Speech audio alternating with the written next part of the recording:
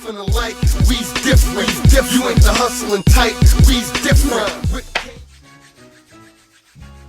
Ladies and gentlemen, boys and girls of the YouTube world, CJ Rose is back in the building. Welcome back to the channel. Alright, I hope everybody enjoyed their Christmas. As we head on into the new year, we reflect on WWE in 2024, and I must say it was a very good year for WWE as a whole. From The Rock coming back for WrestleMania season, to Roman Reigns making his epic return at SummerSlam, to Jade Cargill making her WWE debut.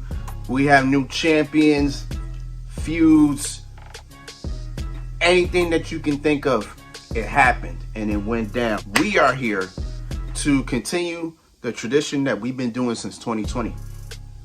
We are here to grade every single WWE PLE of 2024. And I will tell you, didn't really have any terrible shows. So that's a plus. But let's figure out which ones had the best grades, solid grades, whatever the case is. So without further ado, let's hop onto this thing. As we kick it off, as we always do every single fiscal year, well, more times than not, the Royal Rumble. It kicked off 2024 and only 4 matches. I want to say that's the least amount of matches we ever had for a Royal Rumble, or for a PLE in general. But we have 4 matches for this show, including Logan Paul retaining the United States Championship against Kevin Owens due to disqualification, and Roman Reigns retaining the Universal Championship against AJ Styles, LA Knight, and Randy Orton.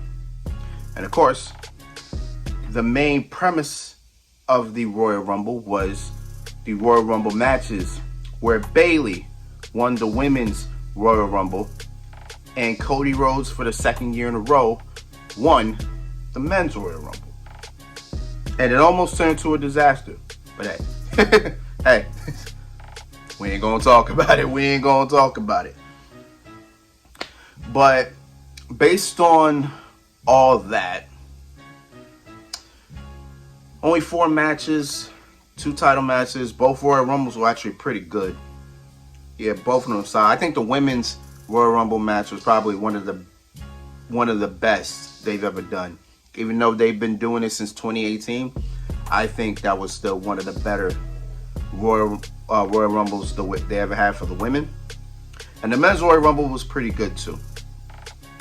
But amongst all that, since it was a solid show, I give the Royal Rumble a solid C. I give it a solid C. It wasn't bad. It wasn't stupendous, and it wasn't great. It was good. It was solid. It's in the middle. It was solid. So we kicked off with the Royal Rumble. The Royal Rumble is a C. As we come from the Royal Rumble, we move on to the Elimination Chamber for the first time ever in Australia. Perth, Australia to be exact. WWE had a PLE in Australia. And once again, 4 matches. Only 4. So that was interesting. We started the year off with 2 4-match PLEs. That was interesting. And just like the Royal Rumble, I thought the Elimination Chamber was solid as well. We had the Judgment Day retain their Undisputed Tag Team Championships against New Catch Republic, Pete Dunne and Tyler Bate. We also had Rhea Ripley in the main event in her home country as she defended her Women's World Championship against Nia Jax. And of course, the Elimination Chambers, where Becky Lynch and Drew McIntyre won the Women's and Men's Elimination Chambers respectively, which also gave us 2 WrestleMania matches, boom, out of the way. And we also had the Grayson Waller effect with Cody Rhodes and Seth Rollins that kind of pushed more to one of the main events for WrestleMania. But amongst all that, I give the Elimination Chamber as well a C. Again, wasn't bad, wasn't stupendous, wasn't great. It was in the middle. It was solid. We had some solid, good wrestling. Both Elimination Chambers were pretty good. I think the Women's Elimination Chamber was one of the best. Again, they've been doing that since 2018. But, I repeat what I said and saying that that Elimination Chamber was one of the best, and it was good. The Men's Elimination Chamber was solid. But, again, solid, cool. I give it a C. As we move on to WrestleMania. And I'll tell you, this WrestleMania was crazy. It was crazy. A lot happened and a lot went down. Let's see. Rhea Ripley retained the Women's World Championship against Becky Lynch. We had Bobby Lashley and the Street Profits beat the Final Testament in a 6-man tag team street fight. We had the Awesome Truth become the Raw Tag Team Champions, and A-Town Down Under become the SmackDown Tag Team Champions. We had Jey Uso beat his brother Jimmy. We had Jade Cargill make her in-ring debut as she teamed up with Bianca Belair and Naomi to take on Damage Control and beat them. We had Rey Mysterio and Andrade beat Santos Escobar and Dominic Mysterio with some help from Philadelphia Eagles legends. We had Bayley become the women's champion. We had who am I forgetting before I get to the main events? Oh, we had LA Knight beat AJ Styles.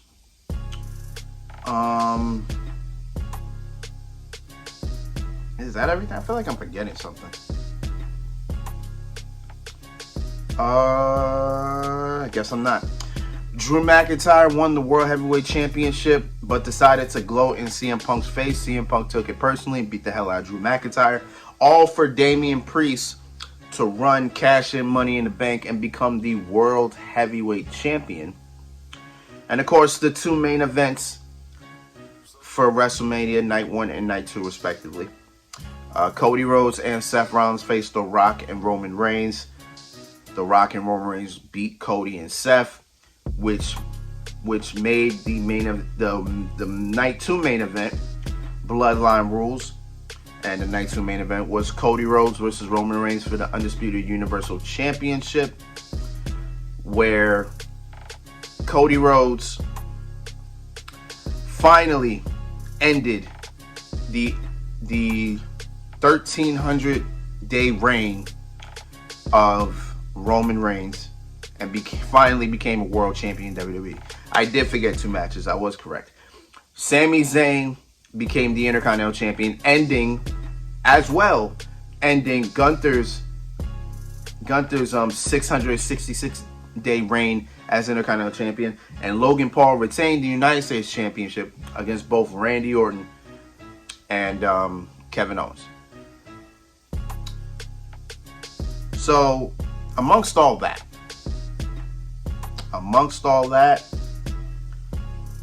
putting both nights in perspective, I give WrestleMania 40 as a whole an A-. I give it an A-. Maybe an A. Can I give it an A+? I'm not sure. I am not sure. Well, I can't give it an A plus because that means everything was flawless and perfect. It wasn't. So I give it an A. I'll give it an A. Nah, you know what? A minus. A minus. A minus. A minus. Final answer. I give WrestleMania 40 an A minus. Because everything was good. A lot of things were good, but there was things that were kind of lackluster, whatever the case is. Like Jimmy versus Jay. But other than that, I give WrestleMania 40 a. As we move on to Backlash. And for the first time ever, Backlash is in France. I forgot actually where they were specifically, but they were in France. And boy, let me tell you, you want to talk about some of the best crowds in history? France said, yo, hold my beer. Let me show y'all how to do this.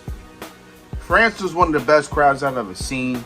Their energy was up here from start to finish, bro. It felt like they were never tired, bro. Like you would not think, like I don't even know how to say it, bro, but their energy was here from start to finish. It was an amazing day because it started in the afternoon. But it was an amazing day and I had an amazing time. France was mwah. Where we had Randy Orton and Kevin Owens versus Solo Sikoa and Tama Tonga. The newly revamped Bloodline got it done with help from Tonga Loa, who made his debut on Backlash. We had Bayley retain the Women's Championship against Naomi and Tiffany Stratton. Damian Priest retained the World Heavyweight Championship against Jey Uso. We had Bianca Belair and Jade Cargill become the Women's Tag Team Champions as they defeated the Kabuki Warriors. And of course, in our main event, Cody Rhodes defended his WWE Championship for the first time as he took on, for the first time ever, the phenomenal AJ Styles in a 5-star match. This is not me telling you that I think it's a 5-star match. It is a 5-star match. That's how it was rated. That's how good it is. It's a 5-star match.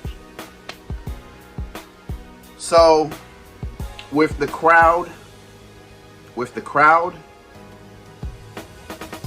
matches, because some of these matches were pretty good, and with the fact that we have a 5-star match on this show, I give Backlash a B+. I give it a B+. I do. I think the Women's Tag Team Championship match was a little shaky, but other than that, everything else was pretty damn good. So I give it a B+. 100%. France, I love it. As we come from France, going all the way to Saudi Arabia for WWE King and Queen of the Ring. This show's I ain't gonna lie to you. It wasn't terrible. Kind of wasn't bad either. It was just you know. We had Liv Morgan become the Women's World Champion, beating Becky Lynch. We had Sami Zayn retain the Intercontinental Championship against Chad Gable and Bronson Reed. Cody Rhodes retained the WWE title. Yeah, Cody Rhodes retained the WWE Championship against Logan Paul. And of course, the King and Queen of the Ring, where Nia Jax became Queen of the Ring by beating Lyra Valkyria. And of course, Gunther, the Ring General, becomes King of the Ring by beating Randy Orton. So while we had two great moments, two good moments, the show still felt like I don't know if it was the Saudi Arabia atmosphere, which it technically shouldn't, because they usually are pretty good. You know what I'm saying? Usually are pretty good for all it's worth. I give King and Queen of the Ring a C. I probably put it in the Royal Rumble Elimination Chamber type deal. Again, it wasn't bad, it wasn't terrible. It was just So I give it a C. I say it was average. It was in the middle. Nothing really crazy happened. Nothing really mind-blowing happened. You know what I'm saying? So I give it a C. As we go from Saudi Arabia all the way to Scotland for Clash at the Castle. And how was this show? This show was good, but I think we're kind of still on the tier of it's like it was average, was like above average. I don't know how to say it, but we'll talk about it. We had Cody Rhodes retain the WWE Championship against AJ Styles. I quit in an I quit match. Sami Zayn retained the Intercontinental Championship against Chad Gable. Bayley retained the Women's Championship against Piper Niven, home country hero Piper Niven.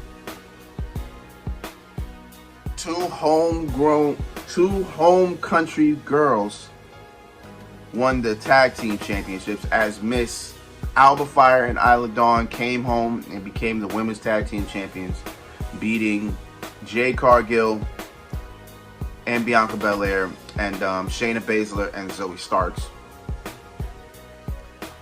And of course the main event, where Damian Priest defended the World Heavyweight Championship against the home country Drew McIntyre. And McIntyre lost because CM Punk screwed him, pretty much. CM Punk screwed him, and yeah, we already know how that went. So, again, as I said, Scotland was good. Scotland was solid. They were there, but they didn't really give the energy like France did, right? Not that end. Like France put the bar all the way up here, right? They put the bar all the way up here. But amongst all that, I probably give Clash at the Castle, I'll probably give it a C as well. Again, it was an average show. Like it wasn't insane. It wasn't great. Like if Drew McIntyre won a World Heavyweight Championship, I think I'll probably give this show a little higher. But Punk screwed him to advance the story. So yeah, I give Clash at the Castle a C. It was good, but it wasn't all the way. Like it was good. It was good. It was solid. So as we move on to Money in the Bank. Money in the Bank, which was in Canada, Toronto, I believe. Was that Toronto? It was in Canada. I just don't remember where part of Canada it was. And like I said, WWE at the time was kind of on a wavelength here. We were still on that wavelength. Like it was kind of, I didn't like, Money Bank was cool, but you know, there was some things I just didn't like. We had, we had Sami Zayn retain the Intercontinental Championship against Braun Breaker. We had the Bloodline,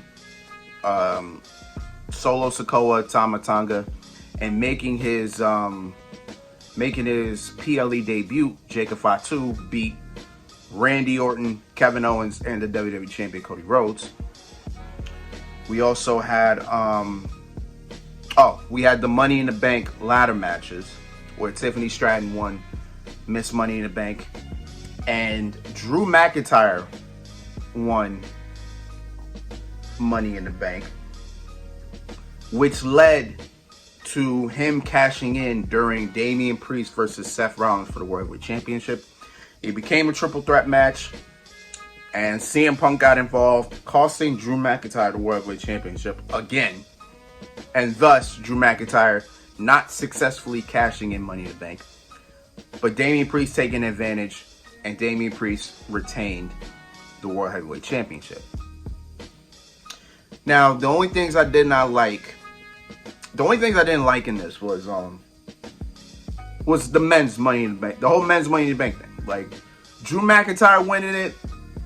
Nah, I wasn't mad at this result. I'm just like, okay. I'm like, all right, cool. But then he cast it in later,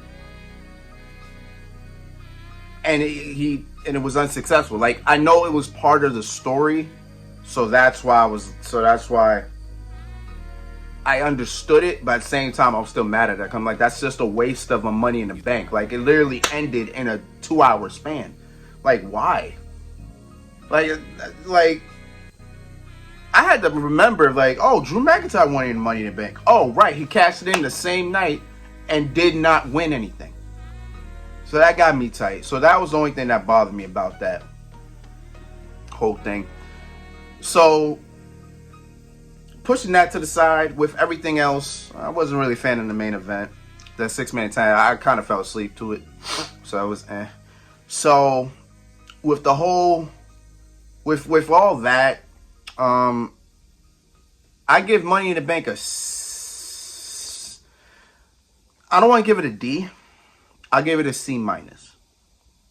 I give it a C minus. It's not gonna be a C. It's not a C plus. It was an okay show. It wasn't solid, right?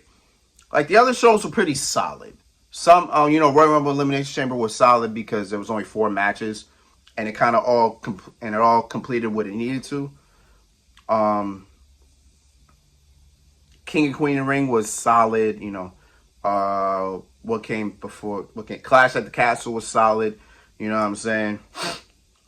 But Money in the Bank was weird. I don't know. It felt weird. So I give it a C minus. It wasn't terrible, but it just felt weird. So it's close to a D plus, but I gave it a C minus. I'll be kind. I'll be kind. As the wavelength of WWE stopped and rose back up, because next up was the biggest party of the summer, SummerSlam. And as I said, the wave was going up, because everything went up from there.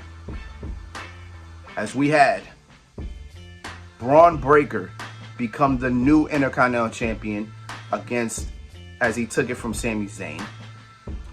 LA Knight, finally won his first singles championship when he became the United States champion by taking it from Logan Paul. That terror was done.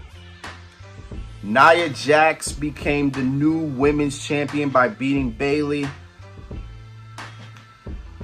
Liv Morgan retained the Women's World Championship against Rhea Ripley. All thanks to Dominic Mysterio, who turned his back on Mommy and decided to fully go with Liv Morgan. Gunther, the Ring General, is finally a world champion. He became the World Heavyweight Champion by beating Damian Priest, thanks to Finn Balor. Drew McIntyre beat CM Punk with Seth Rollins as the special guest referee. Punk's head was just not in the match. He got sidetracked and boom, got hit with a Claymore for his troubles. And then, of course, in the main event, Cody Rhodes retains against Solo Sikoa with thanks from the returning Tribal Chief, or as he is now called, the OTC, Roman Reigns. Now, as I said, that wavelength went up. I give SummerSlam a solid A minus. I give it an A minus. I give it an A minus. It's one of the best shows of the year. I give it an A minus. Everything was good. It just felt long. Like, SummerSlam felt long, bro. It was SummerSlam, like, what, almost 4 hours? Yeah, no. Too long for me. But yeah, I give SummerSlam an A minus. We had new champions. had a whole new chapter. Things were happening. You know, Judgment Day damn near pretty much imploded that night. Roman Reigns came back. As I said, new champions, new chapters. Everything was all good. So I definitely give SummerSlam an A-. As we get back on our plane and travel the world, this time we're out to Germany for Bash in Berlin. Berlin, Germany. We are here. First time ever. WWE is in Germany. And we had a solid show. Pretty solid show, I say, all things considered. We had Bianca Belair and Jade Cargill regain their tag team championships, beating the Unholy Union. We had Kevin Owens lose to Cody Rhodes for the WWE title. Kevin Owens did not pull the trigger. He got hesitant. Damian Priest and Rhea Ripley beat Liv Morgan and Dom in a mixed tag team match. CM Punk beats Drew McIntyre in a strap match. They are now 1-1. And of course, in the main event, Gunther, in his first title defense, beats Randy Orton in their rematch from King and Queen of the Ring. With all that went down, main event was actually really good. That main event was really good. The first match was actually this whole card was solid. To me, this whole card was solid. This whole card was pretty good. I give Bastion Berlin. I give it a C plus. Yeah, you know what? Nah, I give it a C. Again, solid show. Everything was on point. After the fallout from SummerSlam, everything was kind of just on the line. So everything was pretty good.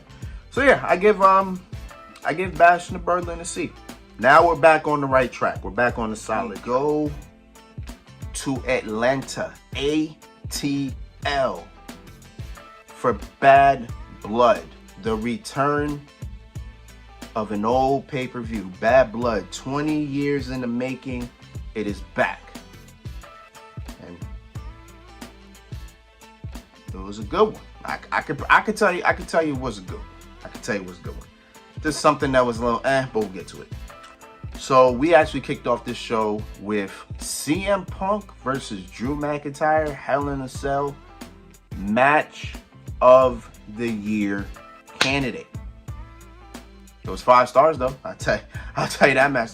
Tell you that much. That match was 5 stars. Well deserved. Should have main evented. I will say that should have main evented, but it is what it is. We had Damian Priest beat Finn Balor.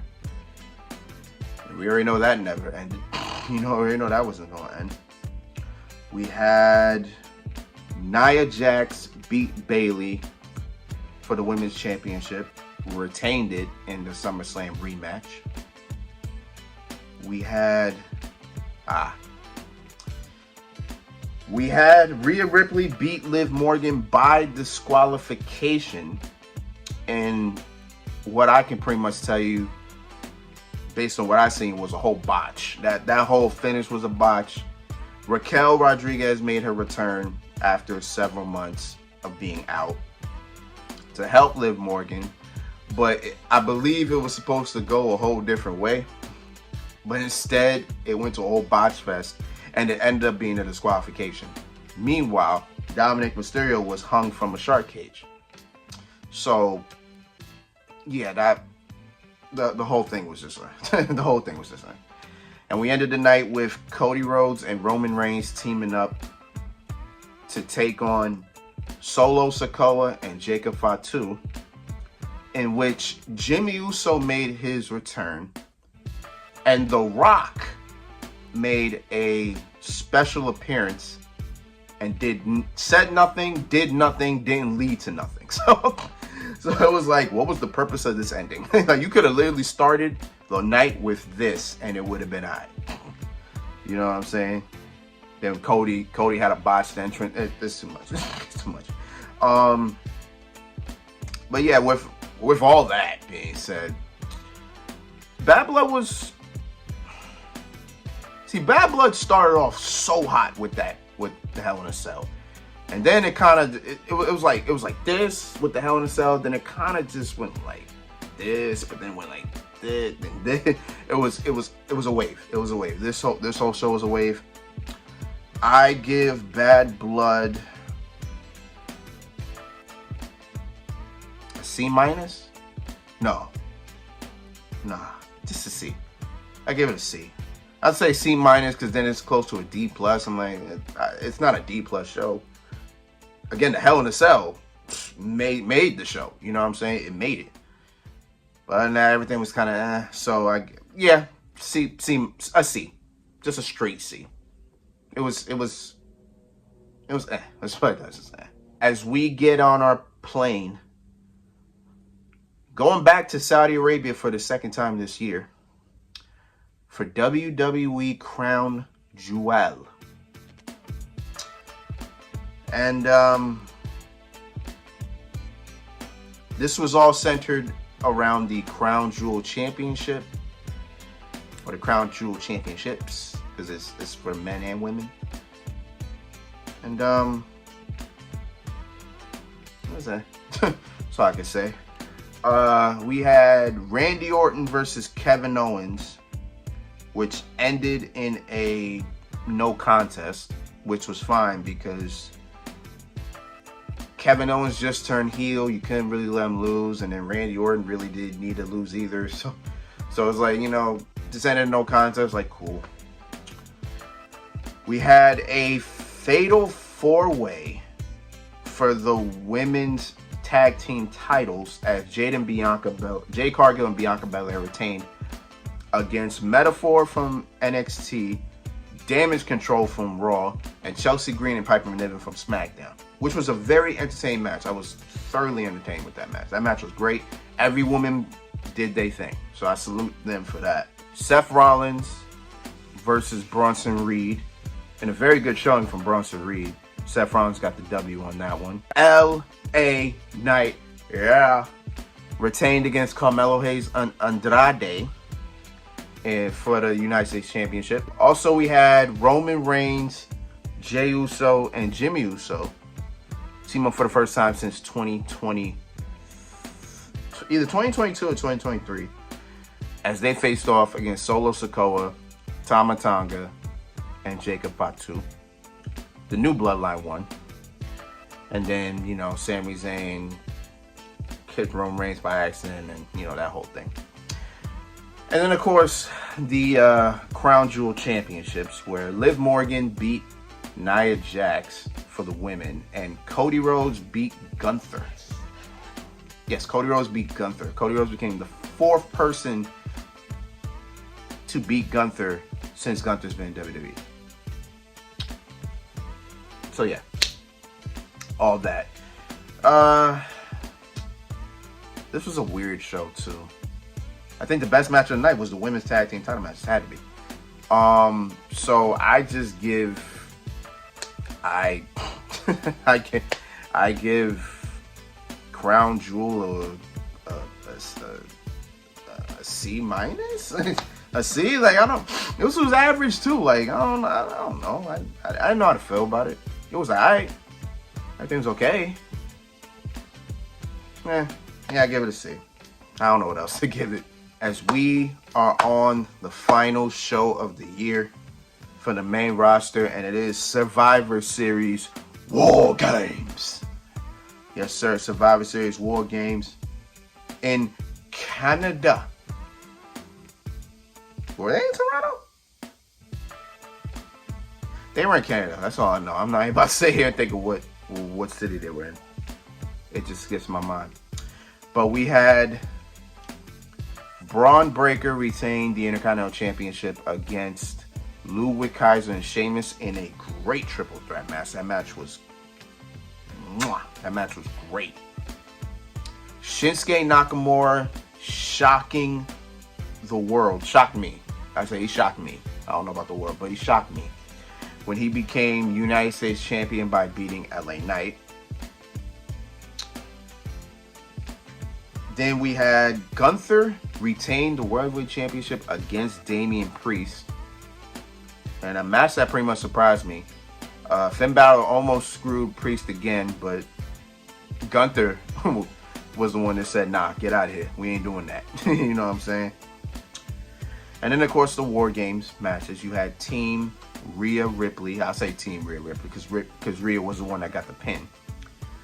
As it was Rhea Ripley, Bayley, Bianca Belair, Io Sky, and Naomi.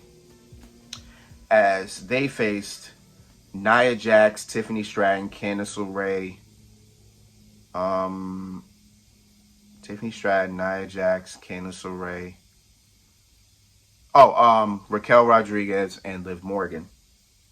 And of course the men's Survivor Series match where you had the New Bloodline versus the OGs, pretty much. As you had Solo Sikoa, Jacob Fatu, Tama Tonga, Tonga Loa, and Bronson Reed. But they lost to the OGs.